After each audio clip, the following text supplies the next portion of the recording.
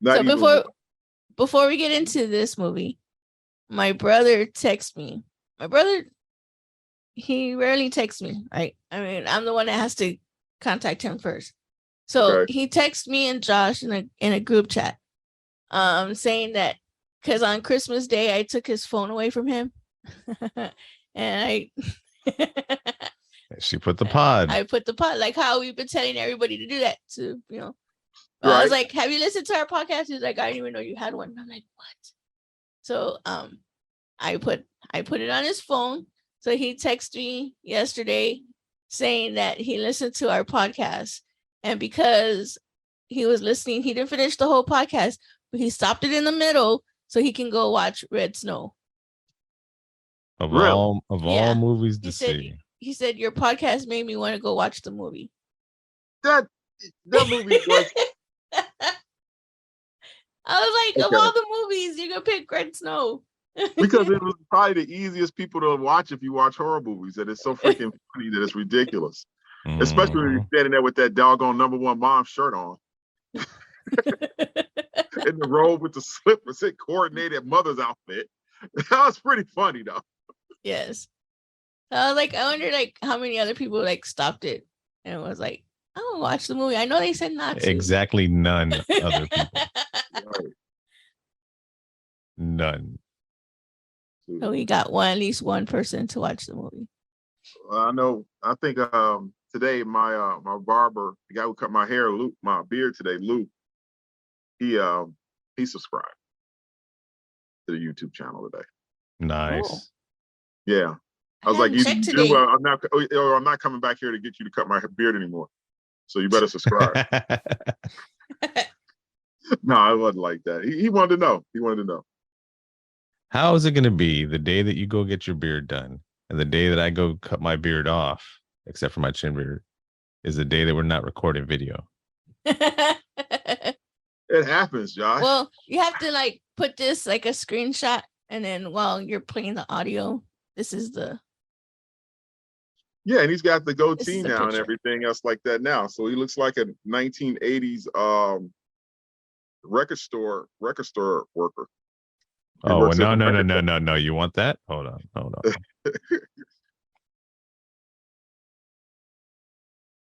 That's it. Throw the Kango on forward. That's there it. You go. Yeah. Yeah. So yeah. This is actually looking like exile. This is my summer Kangol. This is the breathable one. I had the heavy wool one on the other day when it was 17 degrees. I don't know where it's at. So this is Cast of the Pod. Are we going into it? Let's go into it. Let's do this. Let's do this, bro. Okay. So this is Cast of the Pod. You can find us on most of the social medias. That's Twitter, Instagram, Facebook, and YouTube at Cast of the Pod, and the very special Club 3P, the Patreon Pod people. You can find us. You can join the Patreon Pod, the Club 3P at patreon.com/Cast of the Pod. Shout out to Brendan. Shout out to Sam Haim. Shout out to Miss Black Cat. Everybody else, big shout out. And yeah, we're here. What's up? I'm a little winded, little worried about today's episode. Really? Did they hear the intro yet? Because they definitely need to hear this one. Oh, they definitely let's hear it now. Warning. This podcast is about the horror genre, specifically horror films. As most horror movies are filled with coarse language, violence, and/or gore, the topics and language of the cast of the pod will also reflect the genre. If you have any issues with the aforementioned warnings, please press stop. However, if you have no issue with adult language, movie violence, or the accoutrement that accompanies horror films, please feel free to continue. You have been warned.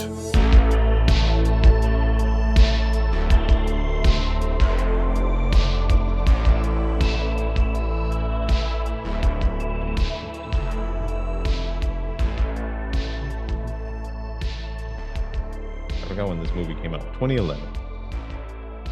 2011. Oh man. So for those who don't know, today is, what is today, Deborah? Today is the 29th. No, what day is it? Thursday. Today's Thursday. We're caught in that 29th. haze of between Christmas and New Year's Day when a lot of people have time off. You don't know what day it is. Yeah. Today's Thursday. Normally we record on Monday nights, but as we're leaving the hashtag ho ho horror, getting out of December, and we're moving into the new year, we were looking for some not Christmas movies, and I will take blame for this one. But I recommended this movie. And for a little back history for anybody. Well, first of all, thirdly, fourthly, I'm Josh. I'm Cobweb. And I'm Deb. And we're the Dream Team here on Cast of the Pod. And so this is 2011's Red State, the first horror movie from director Kevin Smith. I'm a big fan of Kevin Smith's. And even when I'm not a fan, I'm a big supporter of Kevin Smith. And He used to look like him back in the day. Yeah, not only did I look like him with the beard and the trench coat and all I think most 300-pound guys try to do that for a while. But you actually look like him. Yeah, but that was then. This is now. But just the laughs and the filmmaking and that type of thing that Kevin Smith has contributed to my world. I won't say the world because then you'll get somebody that's like whatever. So to my world, I've made it a vow to whenever there's a Kevin Smith movie in the theaters, watch it at least once in the theaters. And when it comes out in physical media, buy it. And if it's not on physical media, at least pay to stream it at least once. And so that, I'm a Kevin Smith supporter. Even when he's crying about Marvel movies, but that's okay. He's very passionate. Everybody has their own butter on their toast. Yeah. So let me take this hat off. I'm like, why is my head so hot? All right. Woo, that's a shine. Yeah, there you go. Look who's talking, right? So I recommended this movie. And Cobweb, have you heard of Red State before? No, I have not heard of Red State. I heard of the Red States before, but I never heard of the Red State, the movie, before. Well, it's a play on the word. Not only is it we're going to try to not get too political in today's episode. I'm hoping. Hey, they've been warned. But not only is it a play on the political side of it, but it's also talking about a state of mind, that red state. It's talking about the blood in this movie, that red state. So it's more than just that. And I don't know, I'm not as energetic as normal. And I don't know how Deb feels about it. I don't know how the three of us have not talked about this movie. And to be honest with you, even though I am a Kevin Smith supporter, I've only seen this movie once up until today. Today was the second time that I had seen it. Yeah. Yes. That was my first time seeing it last night. So let me just say this right now. Okay. That shit was fucked up. Well, that's what I was gonna say. I get a text in the group chain there, and Cobweb's like, we need to talk about this movie tomorrow. Which we never get that where we see a movie and they're like, it has to be seen. We have to talk about it. So we're here on a Thursday instead of a Monday night recording Red State. Now, yeah, I was asleep and Josh woke me up. He's like, we need to rewatch the movie because we're podcasting today. I'm like, what? when I first heard about this movie, when I first heard Right. that Kevin Smith was doing a horror movie years and decades ago, right? I heard through the rumor mill, and I wasn't digging through IMDb and all this stuff like now. And the internet was different back then, and I heard it was a werewolf movie. I heard that Kevin Smith was going to make a werewolf movie.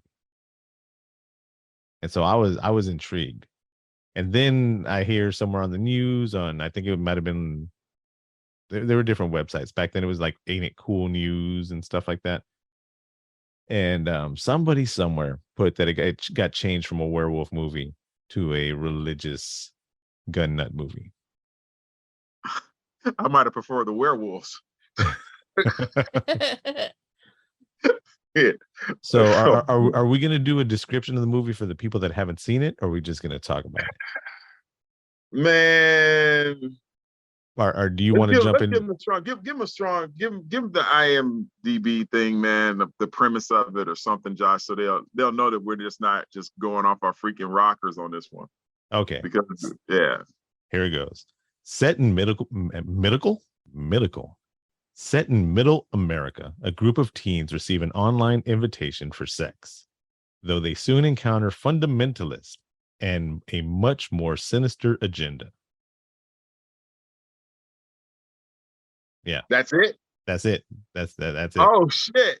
They usually like give like spoilers and everything. And No, they're like, nope, don't want to touch this one. Nope. You need to watch it for yourself. They're like, our face is not coming out on this one. And so I know we're not going to talk about our ratings for the movie or anything like that till we get to the end, but on IMDb they give it a 6.1 out of a possible 10, and Metacritic gives it a 50 out of 100. So the movie starts off with I think because people are afraid to touch this one. Do you blame them? No, it hits on a lots of chords. Let's be honest, it hits on lots of chords, and I'm gonna be on my best behavior. I'll be on my best behavior today. You know, we've got all these new listeners here, so I don't want to scare none of them off. Right. You know, but I know our dear heart fans really want to know what the hell is this shit.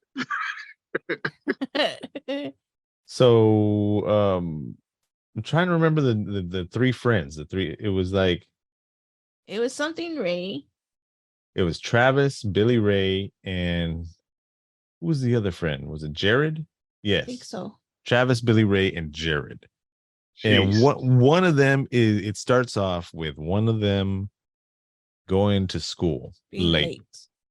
And he's late because there's a funeral, and outside of the funeral there are protesters protesting homosexuals. And apparently, I guess this kid was homosexual. And this mirrors, this is the type of horror that gets to me. Hell yeah. The real world stuff, the shit can really happen stuff. Now, we don't know if we're living in the Matrix. We don't know if we're living in a simulation or anything like that, where there is supernatural type things and all that. But we do know we live in a world where at one time there was a certain church that was going out protesting funerals and everything. You know, because that part right there really that okay. Let me touch on that. That's scary. That pissed me off. Okay, these people, regardless of the matter, their son is dead. Okay, you don't have enough decency at all to show any type of empathy for these people at all, that you're going to protest outside of their son's funeral? What the fuck? Man, we're trying. I know we're trying to not be very comedic today, but I wanted to drop what do you mean these people?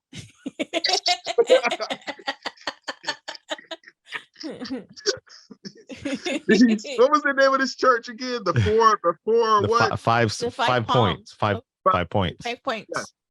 Hey, the logo was pretty dope. Did you see their logo? With the cross and then the points of the star around it. Big kudos to whoever designed that. That was pretty cool. Yeah. We mean those. We're going to say the 5 points. Yeah, okay. 5 points. 5 points. Yeah, 5 points. So if you do not know that this movie is a horror movie and you're watching it, you don't know what it's leading into. You don't. They're having a breakdown in the school. The teacher's talking about what's going on.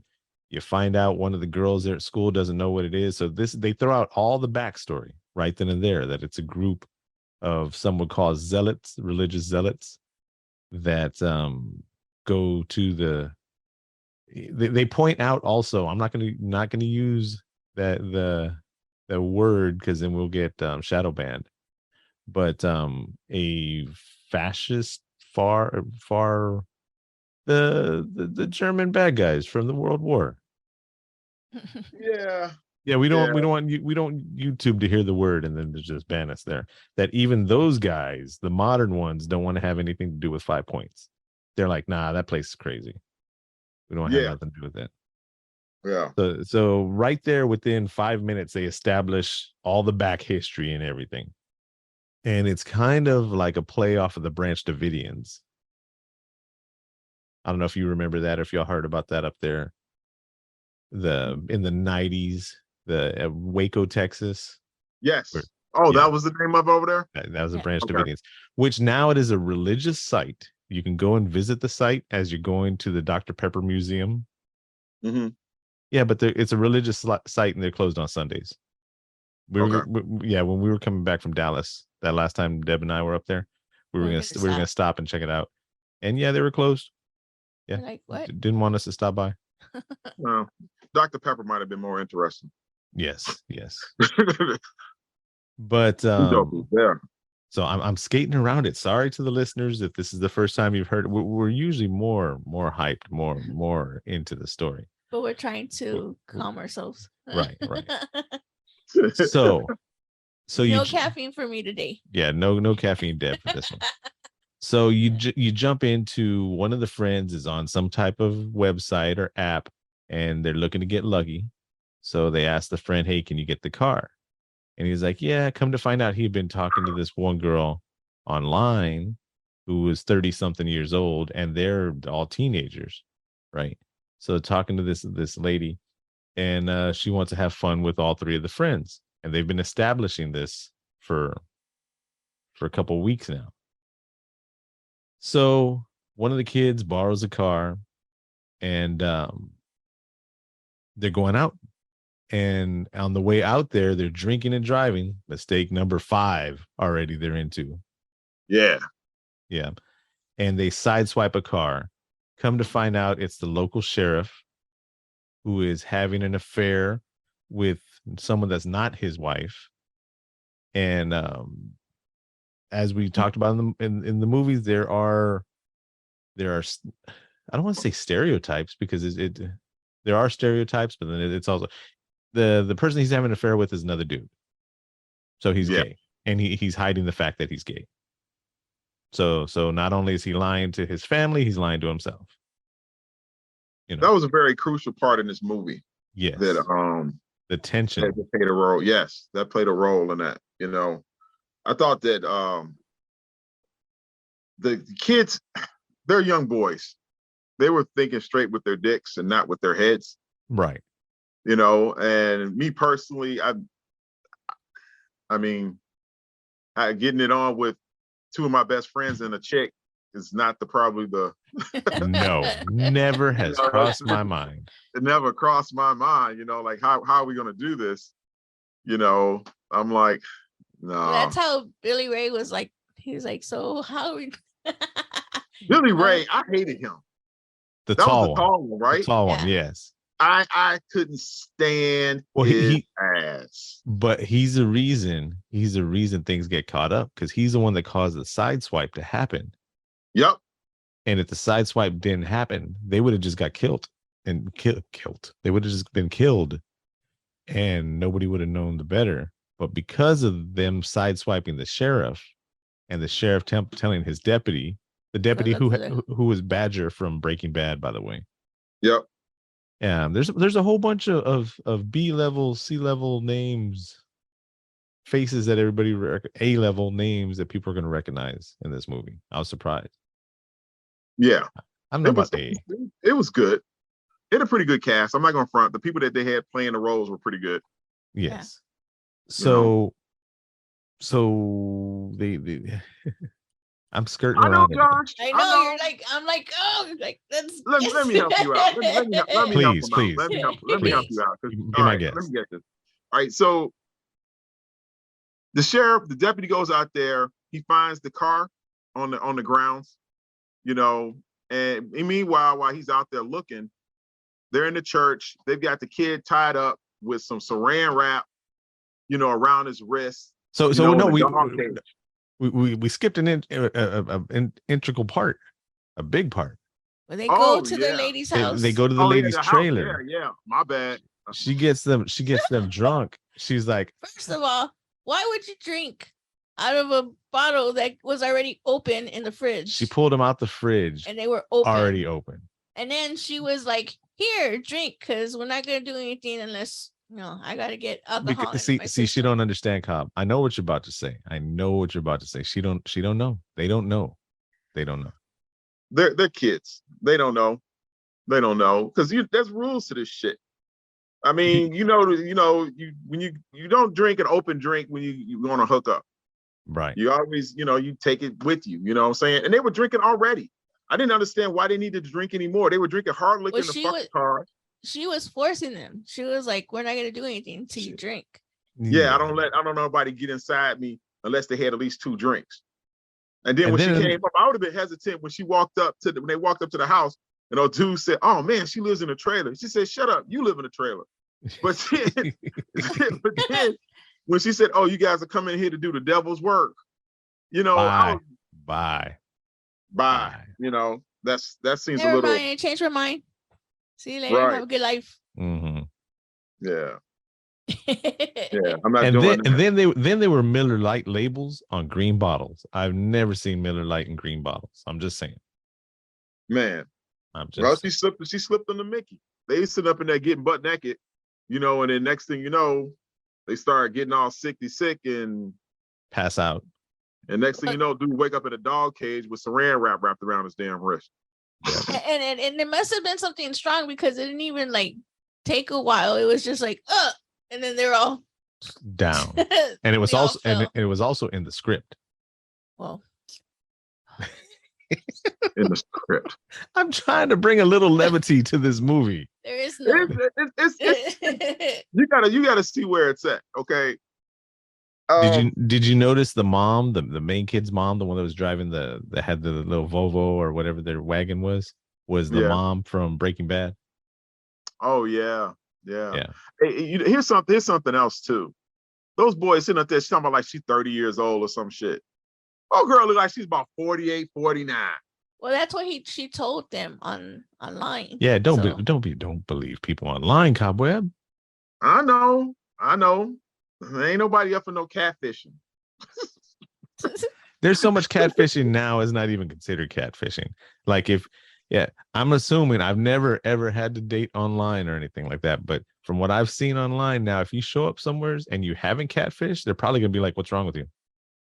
How come you're exactly what you look like and exactly what you typed out?" Then they're gonna think you're weird. They could. No, what's up with this weirdo telling the truth? Right. Is this the type of relationship we're going to have right now where we tell the truth? I thought we were just in this just to, have a good time. Oh, shit. Oh, man, I can't even deal with that. But anyways, going back into Red State. Right. Go ahead. They're in the, he wakes up, and he, first of all, he's sitting in this cage with the saran wrap on his wrist, right? Trying to get out, and next thing you know, he's in a church and they're talking, and he's like, "Hey, let me out of here," and everything else like that. And little kids are coming up and looking at him and shit, and they start poking him with a freaking making him shut up with a cow prog and everything to keep him quiet. Mm-hmm. And they've got this kid that up there tied up to a cross, wrapped in saran wrap. I don't know what's up with these people in saran wrap. Why they had to wrap everybody up in saran? I don't understand. Cleaning up the mess, man. What is saran wrap? Yeah, but you needed to use saran wrap for everything. They also had a $5,000 budget for effects on this movie, $5,000 only. So supposedly the saran wrap and keeping the blood to a minimum was the help in the cleaning budget that was part of the effects budget. Okay, that explains it. Because that seemed like one of the weakest type of ways to subdue somebody I've ever heard. I mean, bro, I used to work in a warehouse.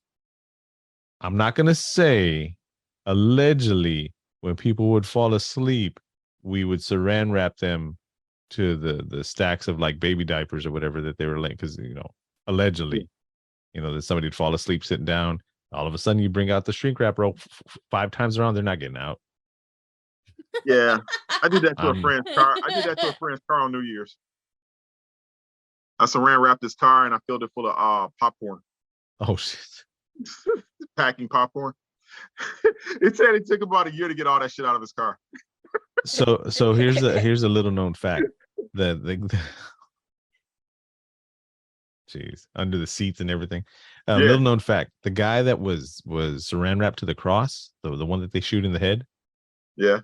he was having a legit panic attack when they started wrapping his face and everything like that, and Oh, wow. they didn't know, and they thought he was just in character and everything like that. Well, it looked pretty real. Yeah, It yeah. did. There's two scenes like that in this movie of realism that got caught on tape and used. We'll talk about the other one a little bit.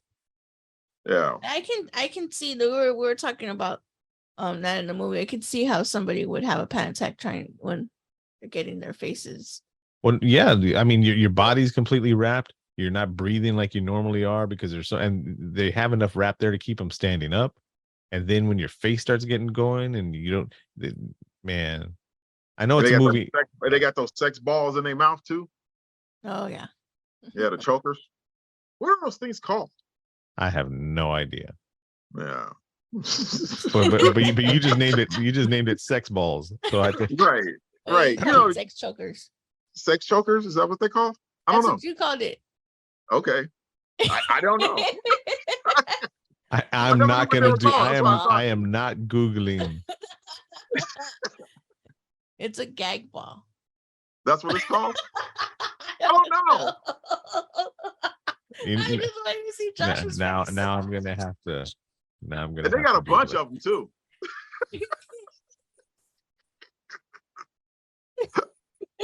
Well, fuck that, bro. It's called a ball gag. It's called a ball gag. Ball gag. Okay. Mm-hmm. So All right. back to the movie. That's when you see the first kill, right? Yeah. And then the guy in the cage is realizing that he's up next. But the thing is, the rest in peace to the amazing actor Michael Parks. Who does he look familiar to you, Cobweb? Yes, the preacher. The preacher. Yes, he did. So he was. Have you seen Tusk? Also a Kevin Smith movie. I have not seen Tusk. I'm afraid to watch it. Oh man, we need to do that one. And so not only Tusk, but Django Unchained. Yep. He was the LeQuinn Dickey mining company employee. Yep. Have you seen Kill Bill? Yes. He was the cop in Kill Bill with him and his son. And he's like, he goes, pay attention, son. Number one, the one with the cowboy hat and all the sunglasses. Yeah. I remember him very vividly. He was also the cartel guy that he's like, oh, so I cut her across her face in Kill Bill, the one with the scar.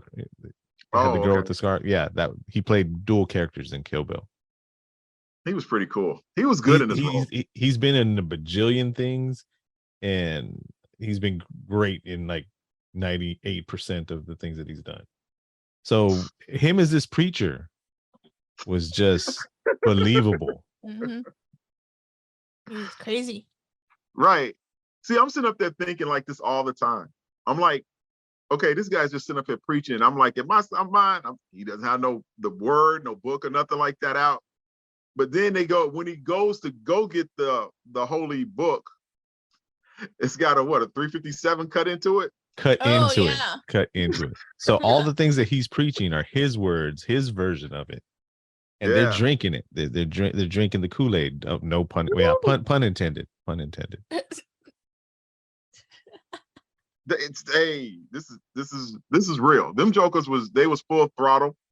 They was just completely, they were against a lot of things that in today's society that people, are clashing about now. Yeah. But it was just to the extreme of trying to deal with it instead of just communicating and just accepting for people for what they are and giving them their space. They figured that it's the best thing to do is just wipe them all off the planet. But this is something you'll hear later on in the movie. As they introduce the character John Goodman plays. He plays an ATF agent that had been investigating. Well, so what happens was, now I'm jumping places. The deputy from the sheriff sees the car off the road and drives up. There's security cameras all over the place. Preacher goes out there and he tells him, "Hey, what's going on?" He's like, "Oh, well, that car hit somebody's car. We got, police want to find out what's going on." He says, "Well, tell you what, it was one of my granddaughters. People don't like me around here, and I understand, and I don't want my insurance to go up. So you tell that person to get a hold of me. I'll pay for everything and take care of it." Deputy's like, "Okay, no problem." Starts to walk off. And before he walks off, then he gets sometimes it's just best to leave stuff alone, as the deputy's going to find out. He comes back. He goes, "Hey, I heard you went to go protest the Pope, and you went to Italy, and we went to the Vatican and all that. I got a question for you." And Michael Parks is just like, "Oh, what?" And he says, "Is Italy nice?" I thought he was gonna ask him something like about the protest or something. Like I thought it was Kind of stupid ass get yourself shot question is that? Because something the deputy would say. Yeah, exactly. Well, he Right. wasn't thinking that that he was gonna turn around and shoot him. Well, Yeah, but he should have did his freaking job. That's what he should have did. But he'd have been killed anyway. They would have killed him anyway. Yeah. Well, the greatest line, and I know people that would have said this, and not only would they have said it, they would have said it the same exact way. He's like, well, there's a bunch of Italians. Right. He started. That's about it. He starts walking away. One of the three boys breaks loose. Billy Ray, Joe Jeff Bob, whatever his name is. Is this what made you mad? And he leaves his boy behind. Yes. We came in this mug together. We leaving out this motherfucker together. Yeah. He actually saved him, though. If you think about it, he actually no, saved he did him. not. No, he did not. If it would have been two of them in that room with all those guns, it would have been a big different story. Yes, it would have been a different story. It would have been a completely different movie. It'd probably been they probably could have got out of there alive. Because honestly, tell the truth, if he would have, Billy, he leave his boy behind. Okay, I can't. It's just too tight. The tape is just too tight. I can't do it. And he leaves him behind and takes off. Instead of just working together, they could have got out of there easily. They could have held them off. They had enough ammo in that armory that they found that they could have held them off for days. Yep. For days. But no. And then he's going to stand right there in front of the door. So Dewar opens the door and he just shoots him right in the head real easy. And then the guy that shoots him, it was one of my favorite podcasters back in the day. I don't know if he still has a podcast. Ralph Garman. He used to have Hollywood Babylon. He used to be on Los Angeles radio, and then he started his own podcast and all that. And he gets shot. And his wife was the girl that was posing as the old lady that wanted all three of them. Yeah. Yeah. So you see in the church, it's full families in there. And they're calling the pastor granddad, and then the parents are calling him dad. So you see the level of brainwashing and following that's going on. So we're getting back to John Goodman. Oh, that's why see this movie. This is dude. What I don't understand is so the two kids, one of them, not Billy Ray, but the other one, he got the other guy free. Why did they kick the door open? Because they were fighting to separate the shrink wrap, and he accidentally hit into it. And then it moved part of the trap door that goes into the church part. And so that's why they need to send somebody down there. That's why Ralph Garman went down there. But so when Billy Ray Joe Jeff Bob gets loose, he goes into like the armory part. He shoots Ralph Garman shoots him. And that's when the deputy's leaving after finding out about the Italians. Yep. And then so he calls it in. Shots fired at 5 Point Ranch. I need backup. And here comes the real son of the actor Michael Parks, who's playing his son in the movie. Mm-hmm. And shoots the deputy. He didn't shoot the sheriff, but he definitely shot the deputy. Yeah, he shot the deputy. I give it to him. I give it to the deputy of him with the shots fired thing. I think he was a little naive, a little bit more than he should have been, because he should have jumped in the car and pulled out and started screaming. And then called it. Yeah. Right, because he had no type of protection in that area at all. And he was wide open in an area where they could easily pick him off. And he wasn't really thinking about that. I think he just got scared and he panicked. But at least he called for backup. At least he was able to call for backup. Well, see, and now we're gonna go into another scary part, the realistic part, and the good writing of this movie. So the sheriff's there, and he's like, "Repeat, what did you say? What did you say?" And here comes Michael Parks. I don't want to use his name on it. Albin Cooper. He Reverend Preacher Alvin Cooper. Albin Cooper. And he gets on there and starts dropping all these homophobic slurs about him. He says, we seen you. He has pictures. Yeah, just a mile away from our church doing these things and blah, blah, blah, blah, blah. What it would be like if your wife got these pictures? What would it be like if the Courier, which is the local newspaper, once a week paper, gets it out? How about, these things that you do with your mouth and blah, blah, blah. Right. He goes, so how about we just keep this quiet and nobody gets any of these pictures? And so then they show, they show the sheriff there, and the sheriff's crying, and he's going through all these things, and he loads his revolver, puts it to his head, looks like he's about to unalive himself. And right before he pulls the trigger, he happens to see this phone number for the FBI, ATF, that's doing an investigation on 5 Points. It's just hanging there on the wall.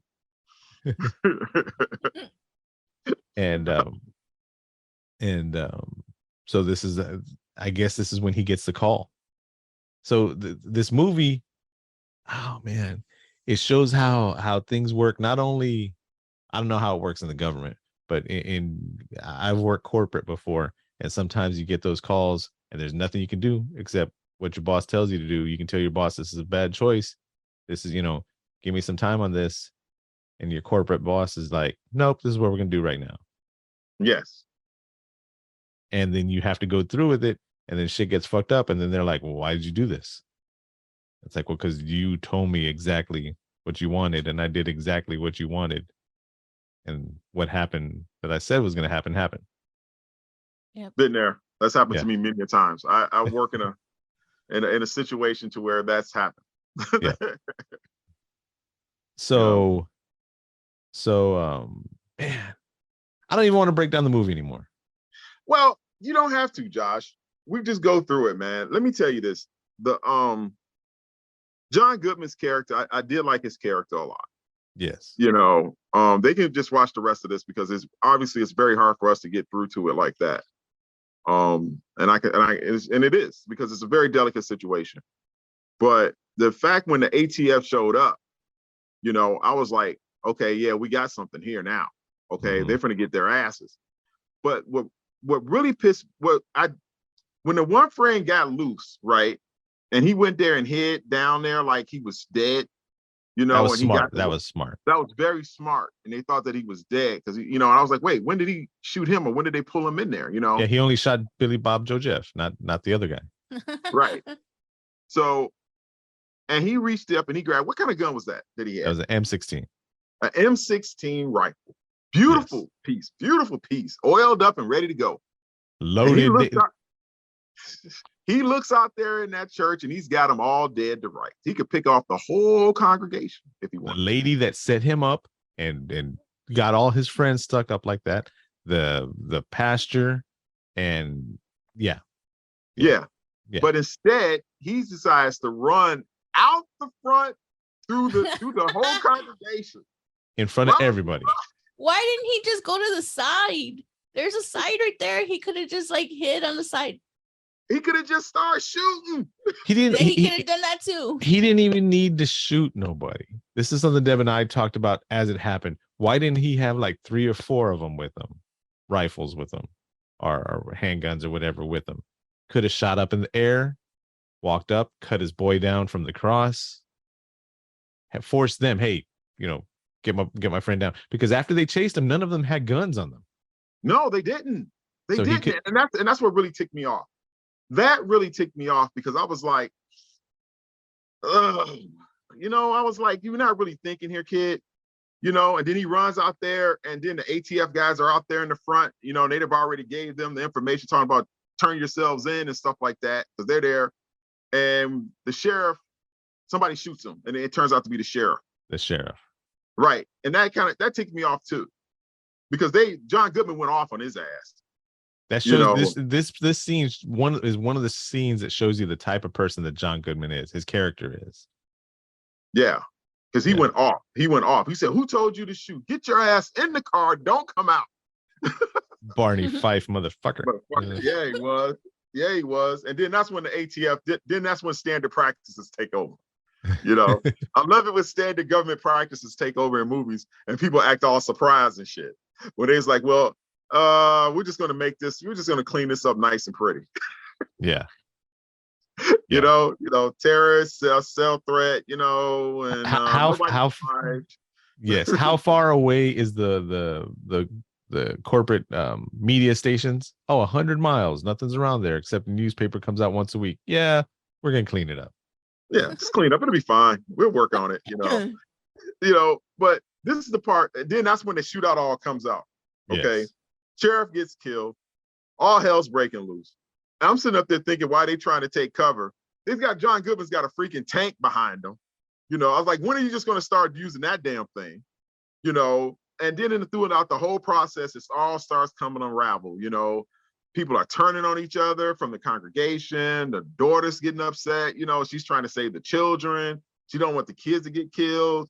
You know, she tries to get the kid to help him that she already kidnapped, and he don't want to listen to her, and then she ends up killing her mom. It was just a whole hell in a handbag, you know. But go ahead, Josh. No, go. The part that got me, that really got me in this movie, that I was like, what the fuck is going on? When they're all in this big shootout, it's like really intense. Everybody's at each other's heels, and then all of a sudden you hear this horn. You know, and you're like, right, and you hear like, yeah, that's really loud. What the hell is that? You know, everybody's outside holding their ears in pain. They hear it down into the basement. Right. So I'm thinking, in my mind, in this movie, I was like, is that the horn of the rapture? Gabriel's trumpet. Yeah, Gabriel's trumpet. I was like, is that what that is? That's what I'm thinking. And I'm like, but wait a minute, there's some more to this. You just don't hear that, then that stops. That's what I'm thinking. Right. You know, so I knew something was up. But that joker started high skipping out there. Come on, put your guns down. We good now, you know. Personally, I thought that they were a little bit naive about the situation. You know, I mean, not everybody knows everything about scriptures or what they do and stuff like that too. But the fact that they arrested them all at that point, you know, because they didn't know what to do. This is the big surprise, the big twist. Didn't mean to cut you off there, but just the spoiler warning for the spoiler warning for the spoiler warning we already put. I know they've been warned. They didn't. It wasn't the horn of the rapture. Okay, it was actually some kids down the block playing a joke on them. Yep. You know, they had a weed farm or something else like that, and they had got some siren or something like that and turned it all the way up and screwed with them. Yeah. You know, so they end up, you know, John Goodman ends up getting a promotion. You know, anybody that's still alive is in prison, you know, and me personally, I thought the ending sucked. Because the whole thing at that point about the rapture, I'm like, okay, whatever. But then he got all up in John Goodman's face, John Goodman talking about he headbutted. I would have pistol whipped that son of a bitch right there in his face. You know, but what I wanted to see was his ass dropped off at Guantanamo Bay. Okay. That's where I thought all those jokers that probably would have went there, that was in that congregation, they all should have got placed in that doggone island out there on the coast of Cuba, and they could have had a good day.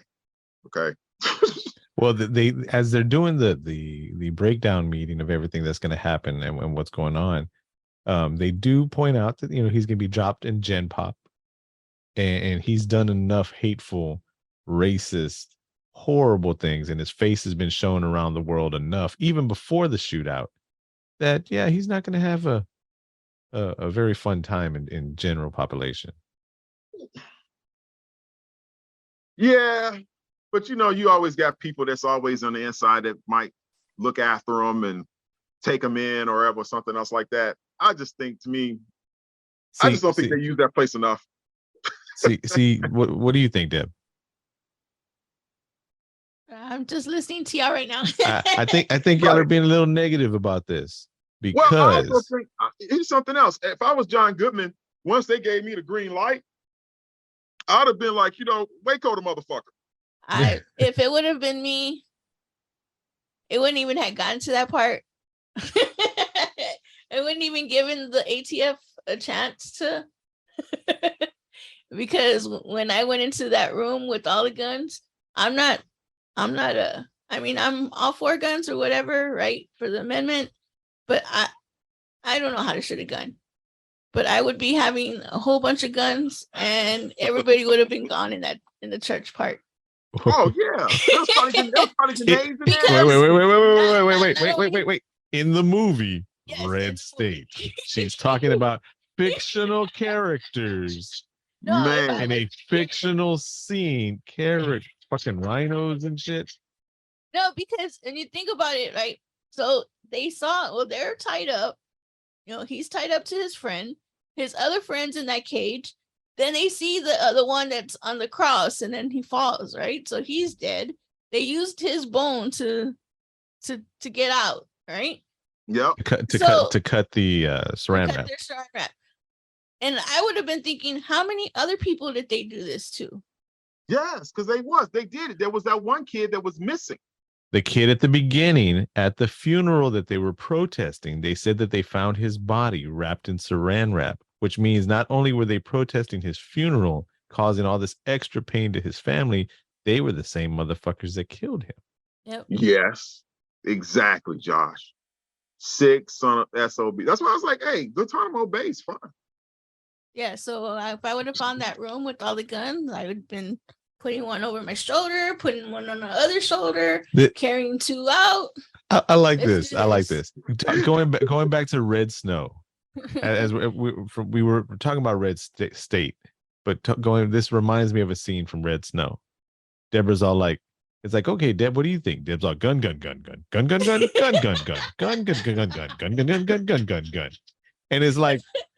it's like in Red Snow when she's like, let me take a look at what you're writing. It's like blood, bloody, blood.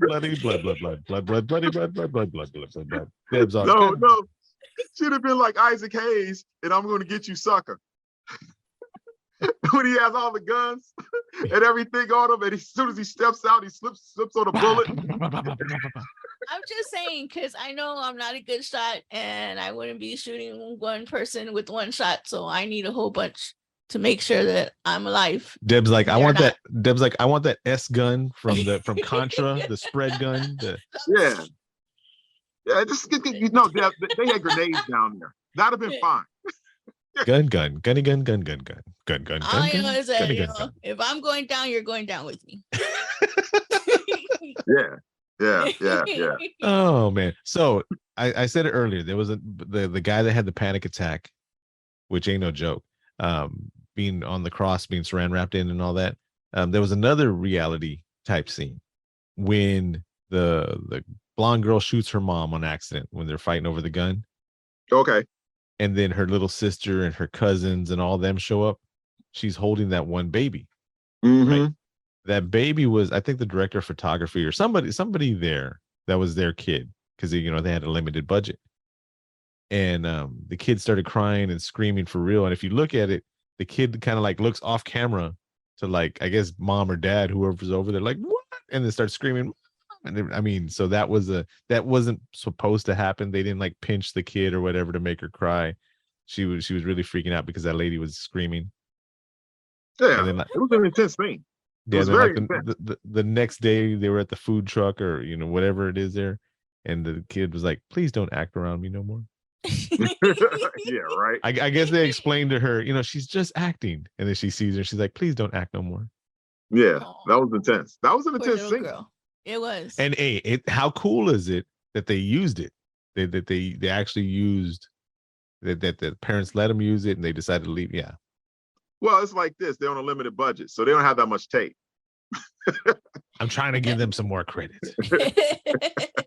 Oh, speaking of which, this movie was shot entirely digitally on red cameras, and then they used some Canon 7Ds for like B-roll.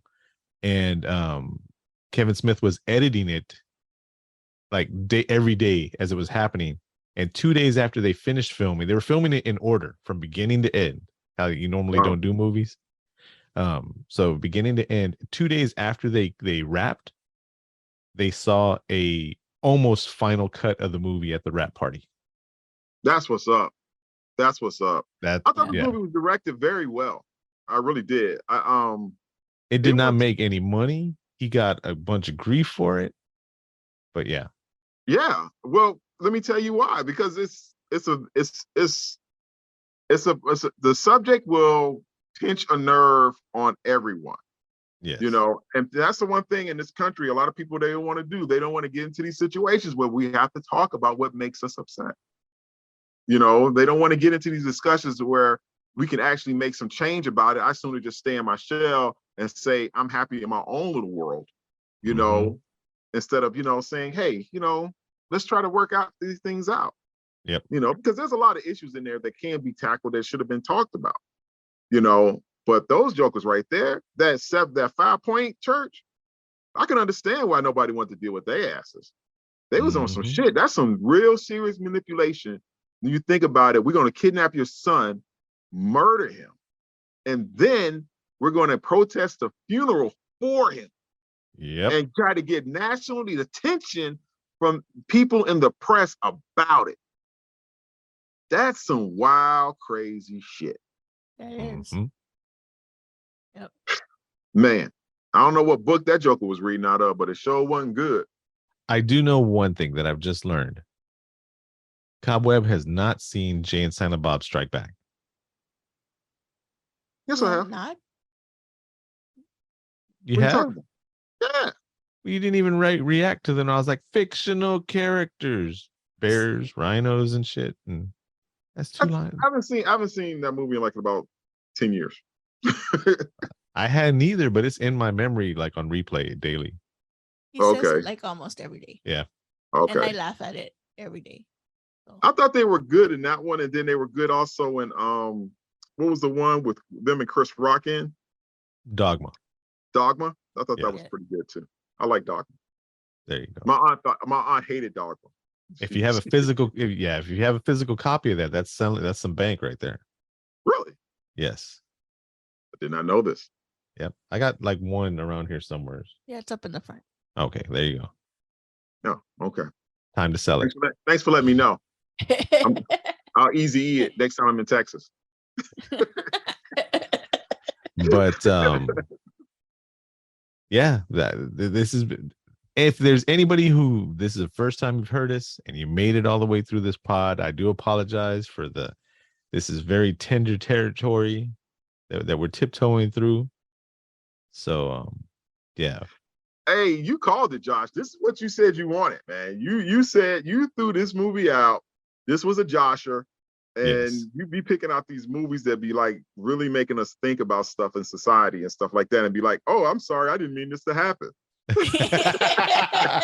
Well, there's so many genres. So a lot of people break down horror into one genre, but just like everything in life, there's so many fine lines. There's so many shades of gray. It's not that easy. And I mean, we have the bloody, over the top, jokey horror that's, you know, that's so horror that it's not even horror anymore because it's funny. And then there's the stuff that's just like, you know, the classics. There's the stuff that's just gore and it's not even scary or anything like that. And then there's stuff where there's no blood in it. It just fucks your brain up. And then there's stuff like Red State. Yeah, where it does it all. And then turns you over and does you with no Vaseline. Shit. Man, you know, one kill that was pretty good was the ATF agent, the first one to get killed. I think that's where all the budget went to. Yeah, right in the eye. I forgot about that part. So when that happened, like that did scare me because it came out of nowhere. So he's comes out in a lot of movies too, right? Yes, he's been in tons of things. Yeah, they had some pretty good actors in there. I mean, even for John Goodman to show up, that's pretty good. And then with the ATF guys, the one that John Goodman was talking, I don't know who that guy is. I know I've seen him in other stuff, but he was all like, we can't when they told him, John Goodman told him that they had to gas the house and all that, and he was like, oh, like, no, we can't do that, and blah blah blah. Remember when they were in the barn? Yes. And then when he told him we have to do it, and he gave him this big old explanation, which actually I thought made sense. You know, he was like, we have to, you know, these are terrorists. His name is Kevin Alejandro. Yeah. And you know, he was like, we have to do it, whatever, blah blah blah. And then like after that, the guy was just like, he like went all like, he was like, he's the one that shot the other guy, the other friend, and the girl. Yeah, he said once you gave the order to him, he said, okay, I ain't arguing with you. Every single joke, I'm just gonna have my freebie and just start popping jokers in their heads. I don't care. I was like, wait a minute, weren't you the one? Weren't you the one that didn't want it? So if it wasn't for that horn, he'd still be shooting people. Yeah, it was like, oh, there's 5 of them. Like, yeah. So Kevin Alejandro, Deborah, was Jesus from True Blood. That's probably why you recognize him. Okay. I was like, I knew he looked familiar. But... And then Stephen Root, which was the sheriff, was the vampire from True Blood also. That they throw that silver net over him when they're taking his blood. Yeah. Ooh.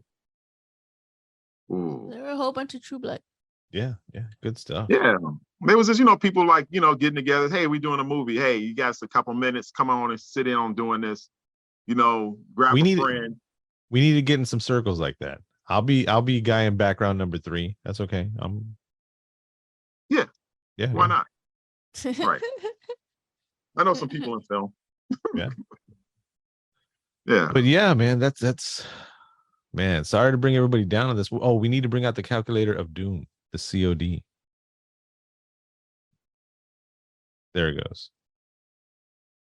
Now, this is the second time I've seen this movie, and I've seen so many things in it that I didn't see it the first time around, and I like the movie so much more than the first time I saw it.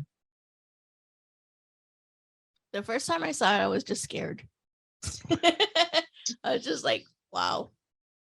I didn't think Kevin Smith could do this. I normally don't volunteer to throw my numbers out. Cowboy, before I throw my number out, you want to say anything? No, go right ahead, bro. I'm good with it, man. You do your thing. Bro, what you got on Red State? What you got? 8. I give this movie an 8. I'm gonna give it a 7.5. All right. 7.5. I give it an 8 also. We're like fast as because it's not really that much to argue about, The only thing that really what's the final score, Josh? 7.83. We're gonna say it's 7.8. 7.8. We're gonna say it's an 8. Let's say it's an 8. I was gonna say, can we just round it up? Yeah, we'll just round it up. We can do that. We give it an 8. I'm cool with that. It hits you. It draws you in. You feel emotionally drawn. Yes. You feel invested in this movie with the characters. And it makes you think. It questions your own level of how far do your own beliefs. Yes. About how you feel about things that are running your government, running your society, and everything else like that. You question that, and you like faith. Yeah, you're like, is this? Oh, I think about that too. Oh, I understand that part.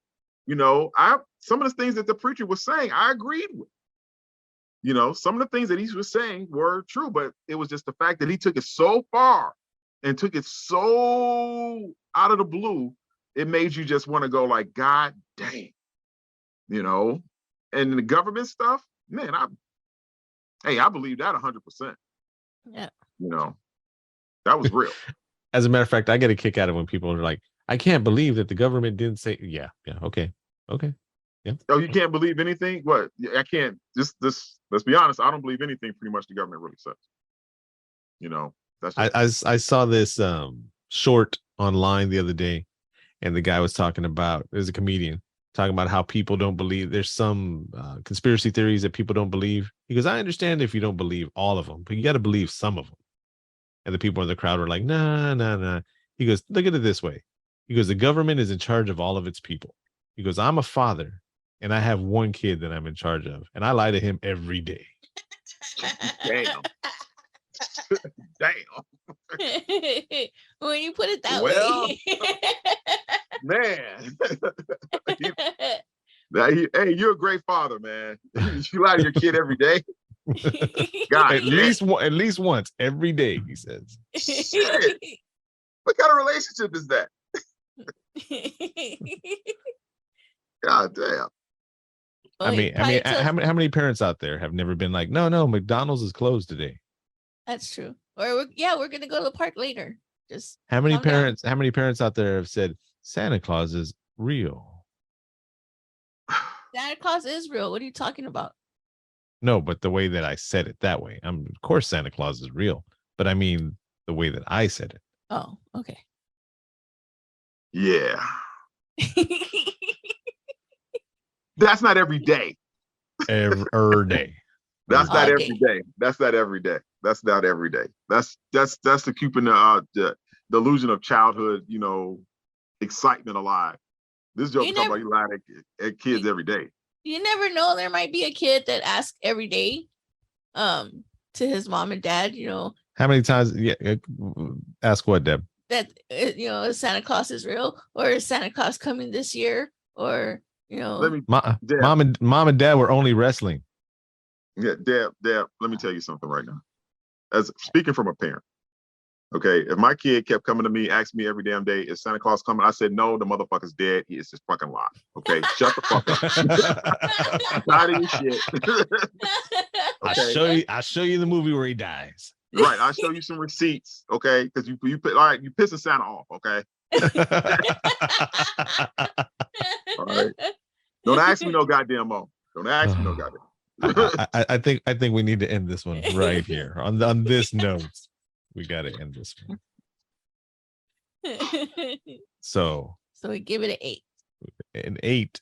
Rounding up to an 8. Cast of the pod. The dream team here gives it. Oh, I forgot about the phone number. Oh yeah, they need Way it. to go, Josh. We also need to send Sam Haim out of his shirt, Deb.